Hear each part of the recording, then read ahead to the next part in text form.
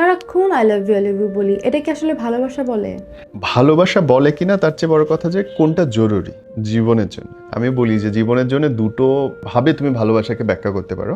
এক নম্বর হচ্ছে love in feeling, love as feelings, একটা হচ্ছে লাভ অ্যাজ অ্যাকশন। বাংলায় বললে ভালোবাসার অনুভূতি, আর একটা হচ্ছে ভালোবাসার কার্যক্রম।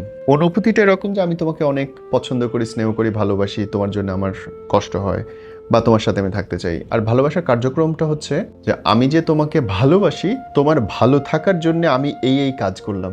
হাজব্যান্ড ওয়াইফ নিয়েই আমি সবসময় বলি, সেটাই বলি। ধরো হাজব্যান্ড বউয়ের প্রতি ভালোবাসা মানে লাভ ইন অ্যাকশন হচ্ছে তোমার জন্য আমি একটা শাড়ি কিনলাম, 14ই ফেব্রুয়ারি তোমাকে নিয়ে আমি ঘুরতে গেলাম, বৃহস্পতিবার তোমার সঙ্গে আমি একটু বেশি সময় করে বাইরে নিয়ে যাচ্ছি, তোমাকে যখন আমি আমার আব্বা আম্মার কাছে নিয়ে যাচ্ছি, আমি তোমার পাশাপাশি থাকতেছি যেন আমার মা বাবা তোমাকে কোনো খারাপ কথা বলতে না পারে।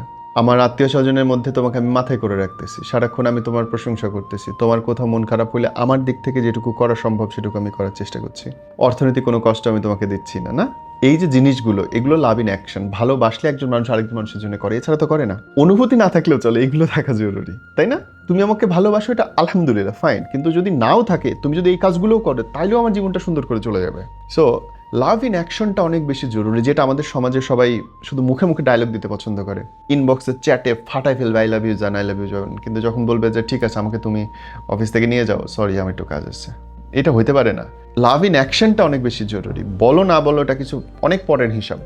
সো যারা এই ডিলেমায় ভুগছেন যে আমি তো তোমাকে বলি ভালোবাসি, আমি তো তোমাকে ভালোই বাসি, কিন্তু তারপরে তুমি কেন রাগ করো, রিথিঙ্ক রিথিঙ্ক যে আপনি আদেও তাকে ভালো কোন প্যাটার্নে বাসেন, লাভ ইন ফিলিং না লাভ ইন অ্যাকশন।